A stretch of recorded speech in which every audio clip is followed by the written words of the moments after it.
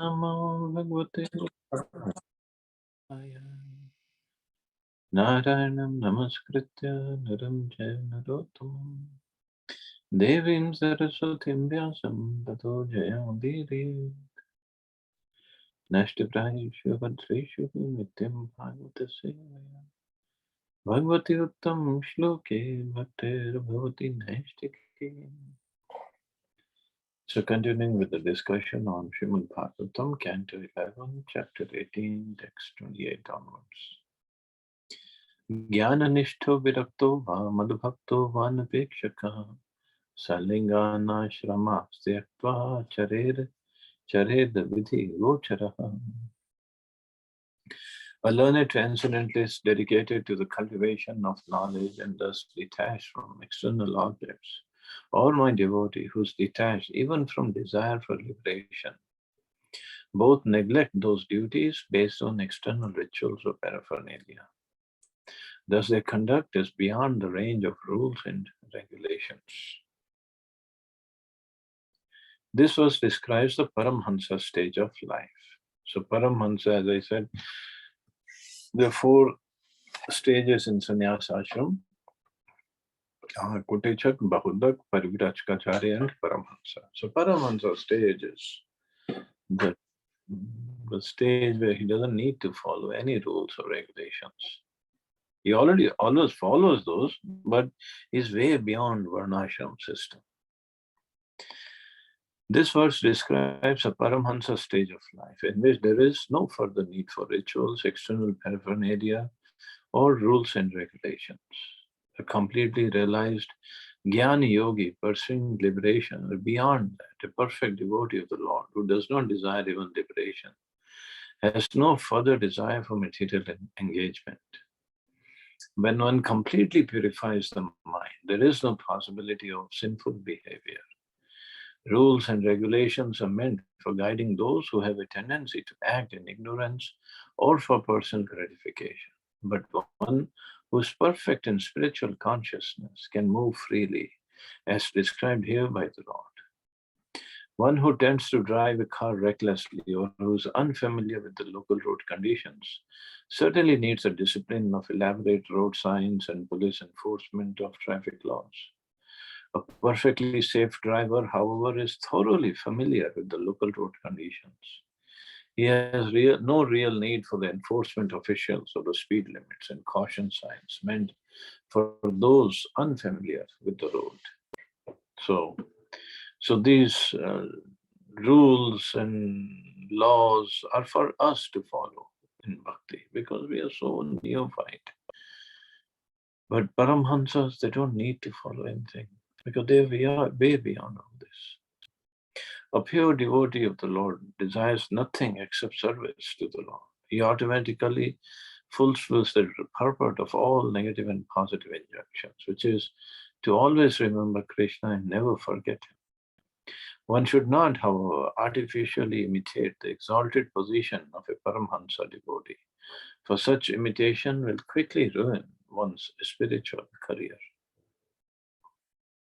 So all these Paramhansa devotees, or devotees at the highest level, we'll read about so many of them in Chaitanya Charitamrita. In the previous verses, the Lord has elaborately described various rituals, paraphernalia, and disciplines for the various spiritual orders of life. The sannyasi, for example, carries a tridanda and a water pot and eats and lives in a particular way. A Paramhansa devotee, having completely given up all attachment and interest in the material world, is no longer attracted by such external features of renunciation. So he doesn't even need to carry that. So he's way beyond all the rules and regulations. Or just like in this purport, the example is given of a driver in a traffic situation. But yes, those rules and regulations are there to keep the traffic moving properly. But Paramhansa is like going in an aeroplane. He doesn't need to follow those rules of the traffic for cars. Buddho balakvat kridet kushlo jadvat charet vadet tunmatvat vidvana gocharyam nagamaschharet. Although most wise, the Paramhansa should enjoy life like a child, oblivious to honor and dishonor.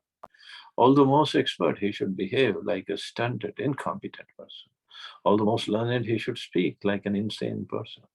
And although a scholar learned in Vedic regulations, he should behave in an unrestricted manner. A Paramhansa sannyasi, fearing that his mind may be deviated by the tremendous prestige that people sometimes offer to a perfectly self realized person, conceals his position as described in this verse. A self realized person does not try to please the mass of people, for nor does he desire social prestige, since the mission of his life is to remain detached from the material world and to always please the Supreme Personality of Godhead. Although neglecting ordinary rules and regulations, a Paramahansa does not ever become sinful or immoral, but rather neglects ritualistic aspects of religious custom, such as dressing in a particular way, performing certain ceremonies, or executing specific penances and austerities. The pure devotees of the Lord who have dedicated their lives to propagating the Lord's holy name must very expertly present Krishna consciousness in a way pleasing to the mass of people so that they will accept it. Those who are preaching should try to make Lord Krishna popular without trying to advance a person's prestige in the name of missionary progress. So Paramhansas, as we see here, you should enjoy life like a child, oblivious to honor and dishonor. Although most expert, he should behave like a stunted, incompetent person because he doesn't want any respect for himself. He wants everything for Krishna. Vedvat ratonasyanna pashandina hetuka shushkavad vivadena kanchit paksham samashrayet. A devotee should never engage in the fruitive rituals mentioned in the Karma Kanda section of the Vedas. Nor should he become atheistic, acting or speaking in opposition to Vedic injunctions.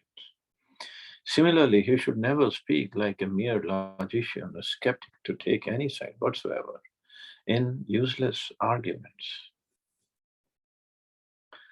Although a Paramhansa devotee conceals his exalted position, certain activities are forbidden, even for one trying to conceal himself. Srila Vishwanath Chakravarti Thakur explains that in the name of concealment, one should not become a ghost. The word Pashanda refers to atheistic philosophies opposing the Vedas, such as Buddhism, and Hetuka refers to those who accept only that which can be demonstrated by mundane logic or experimentation. Since the whole purpose of the Vedas is to understand that which is beyond material experience, a skeptic's so-called logic is irrelevant to spiritual progress. Srila Jiva Goswami warns us in this regard that the devotee should not read atheistic literature even with the purpose of refining arguments against atheism. Such literature should be entirely avoided. The above-mentioned prohibited activities are so detrimental to the advancement of Krishna consciousness that they should not be adopted even as a superficial show. So, atheism or pashanda means atheism, or doesn't believe in the Lord. One should not even read those. And for what is talk about karma kanda rituals.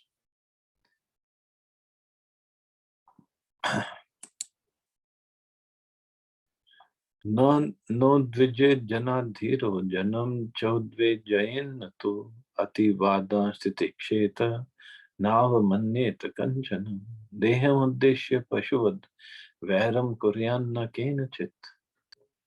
A saintly person should never let others frighten or disturb him, and similarly, should never frighten or disturb other people. He should tolerate the insults of others, and should never himself belittle anyone.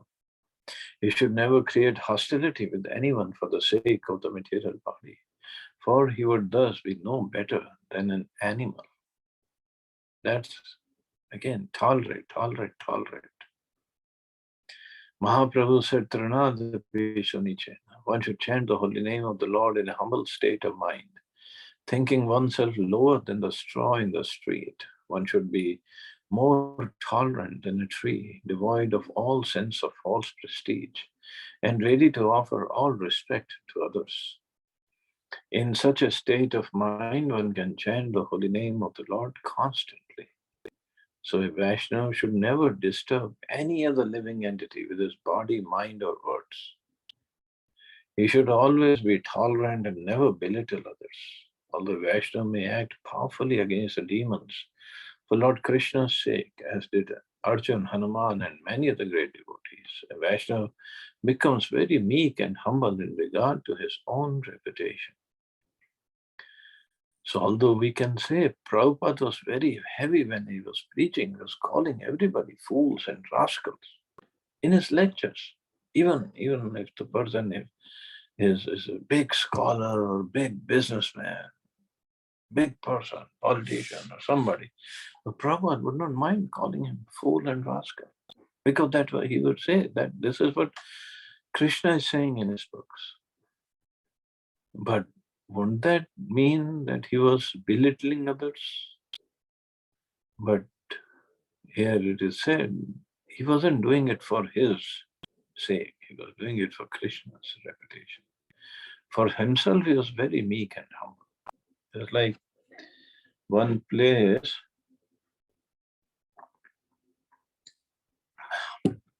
he was giving lecture and he was describing different kinds of people, first class, second class, third class, fourth class, like Brahman, Kshatriya, Vaishya, Shudra. And so somebody in the audience got up and challenged it. So Swamiji, because Prabhupada was sitting on the Vyasasana in front of everybody, even everybody was sitting down. So what class are you in? You think you're such a big person, you can sit on such a Vyasasana in front of us? And Prabhupada very humbly said, I'm not even fourth class, I'm fifth class. And then that person had nothing else to say. He could not argue. But that was Prabhupada's word. For himself, he was very meek and humble. But to train his disciples and to preach, he used very, very heavy words. Ek eva paro hi atma bhuteshu atmanyavastita yathendaru patreshu bhutani ekatmakani cha. The one Supreme Lord is situated within all material bodies and within everyone's soul, just as the moon is reflected in innumerable reservoirs of water. The Supreme Lord, although one, is present within everyone. Thus, every material body is ultimately composed of the energy of the one Supreme Lord.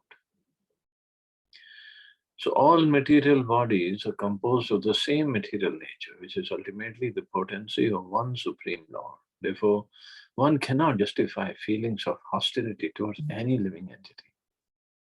In carrying out the Lord's mission on earth, the bona fide representatives of God never become envious or hostile towards anyone, even when chastised by those who flagrantly violate the laws of God.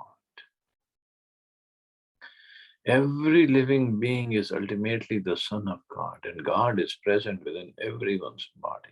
Therefore, saintly persons should be very careful even when dealing with the most insignificant person or creature. So it's the same elements, earth, water, fire, air, ether, that our body is made of and everybody else's body is made of. So a saintly person, he sees this and he sees the presence of Paramatma in everybody's heart, and he just cannot be hostile or envious towards anybody else.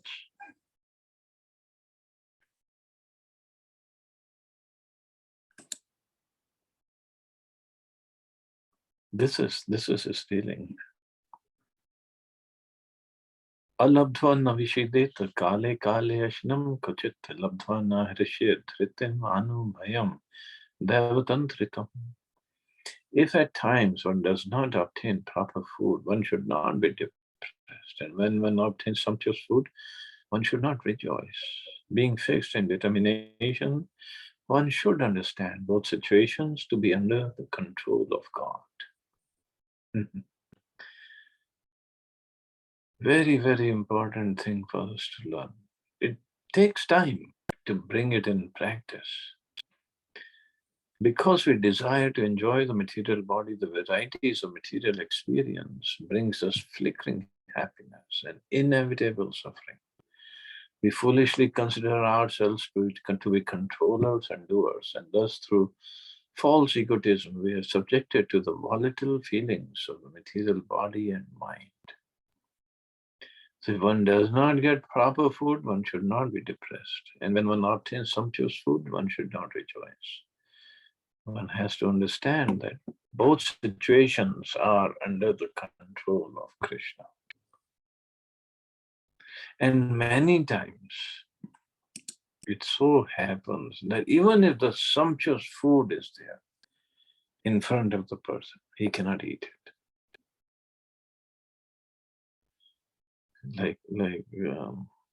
If it maybe the food is there and then he gets a call and he has to leave and he has to go away, or he gets a call of somebody dear to him got sick or died, and even if the food is in the front, he cannot eat it.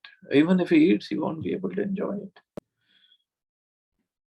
So many things can happen. So whatever happens, we have to understand it's by mercy of the Lord.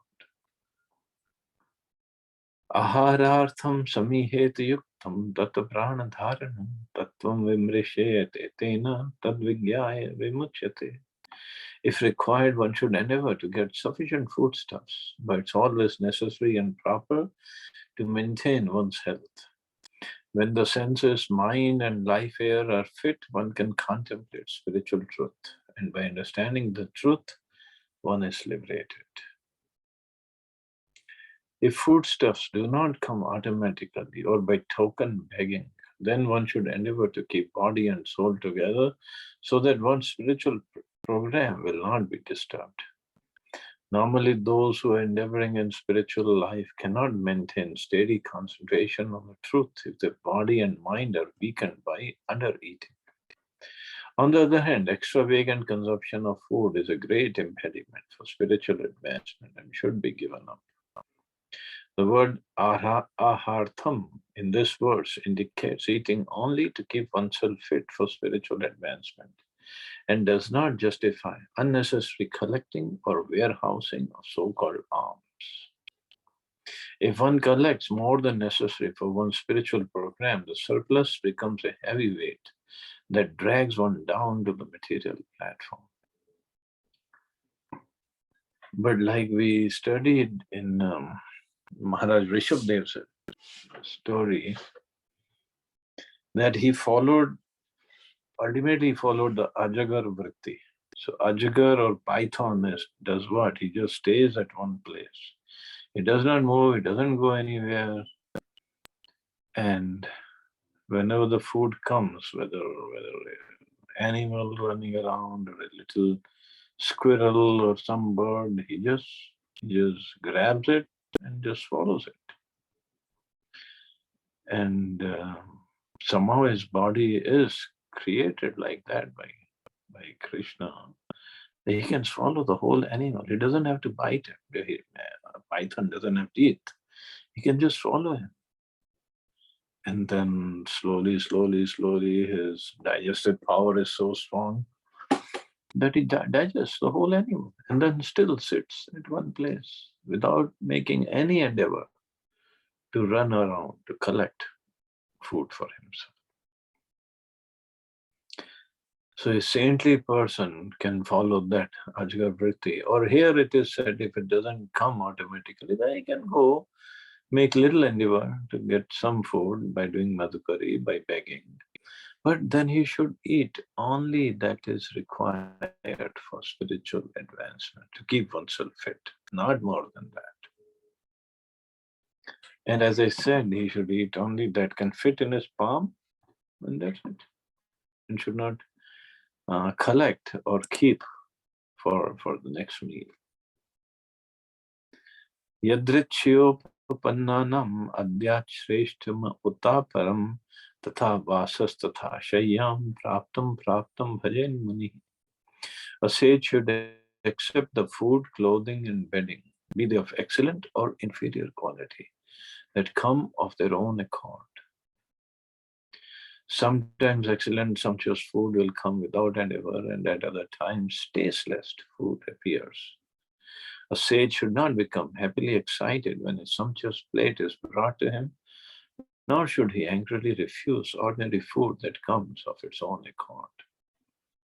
If no food comes at all, as mentioned in the previous verse, one must endeavor to avoid starvation. From these verses, it appears that even a saintly sage must have a good dose of common sense. So, can make some endeavor, or if still nothing, then if Krishna has arranged fasting for him, he should just fast.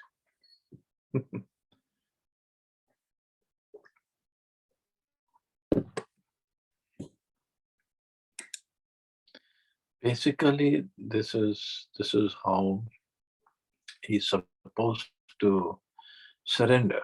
Yeah, full faith in the Lord, full surrender. That is what Krishna is seeing, how he surrenders. Shochamanchamanam snanam matuchodaneya charit anyashcha neyamad jnani yataham liliyeshvaraha.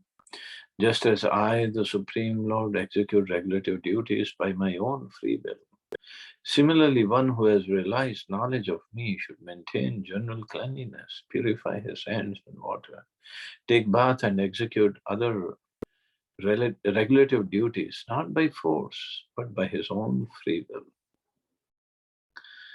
When the Supreme Personality of Godhead descends to the material world, he generally observes the Vedic regulative duties to set a proper example for mankind.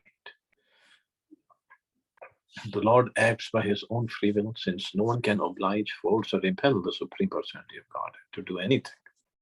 Similarly, the Jnani or self-realized soul is fixed on the spiritual platform, beyond the material body, and should therefore execute the regulative duties in relation to the material body by his own free will, and not as a servant of the rules and regulations.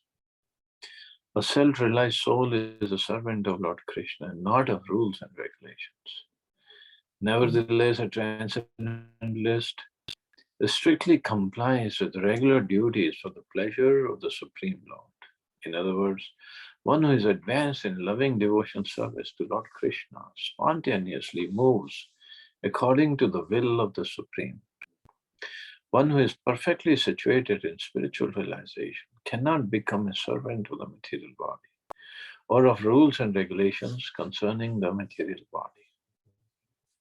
However, this verse and other similar statements in Vedic scripture should not be ignorantly misinterpreted to justify immoral, whimsical behavior. So yeah, that is never justified. Not saying that, oh, I'm not this body and you're not this body and we can do anything we like. No. Not immoral or illegal things. No. Lord Krishna is discussing the Paramhansa stage of life, and those who are attached to the material body have nothing to do with this Paramhansa stage, nor should they exploit its unique privileges and status.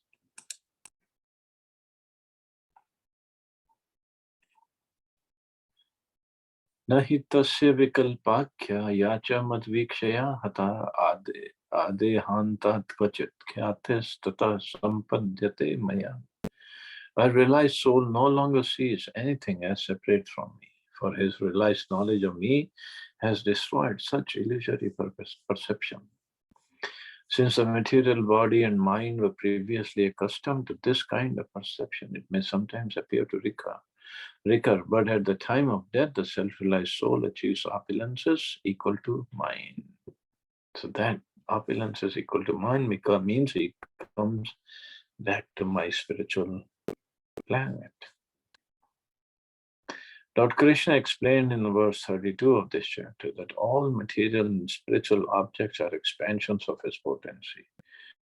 By realized knowledge of the Lord, one gives up the illusion that anything, anywhere, at any time can be separate from Lord Krishna.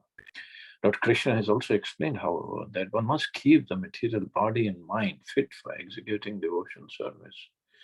Therefore, even a self-realized soul may sometimes appear to accept or reject certain conditions or objects within this material world. So, such brief apparent duality of concentration upon something other than Krishna does not change the liberated status of a self-realized soul. Srila Bhaktisiddhanta Saraswati Thakur describes the self-realized devotees as follows. The devotee of the Lord does not see anything as separate from Lord Krishna and thus does not consider himself to be permanent resident of the material world. At every moment, the devotee is moved by his desire to serve Lord Krishna, just as those who are inclined to sense gratification pass their time making arrangements for their enjoyment. Similarly, the devotees are busy throughout the day arranging their devotion service to Lord Krishna. Therefore, they have no time to act like materialistic sense enjoyers. To ordinary persons, it may seem that a pure devotee is seeing something as separate from Krishna, but a pure devotee is actually fixed in his status as a liberated soul and is guaranteed to achieve a spiritual body in the kingdom of God. So he's always thinking of how I can serve Krishna. Simple as that. At the end of life, however, the results achieved by devotees of the Lord and ordinary materialists are vastly different. So the results achieved, even though a devotee is also working hard to get money for Krishna's sake, a karmi is also working hard to make money for his own sake. So the results are different. Activities might still look the same because the consciousness or the purpose behind those activities are different. So some of the qualities of self-realized souls given here. So I guess we can stop here. See anybody has any questions or comments.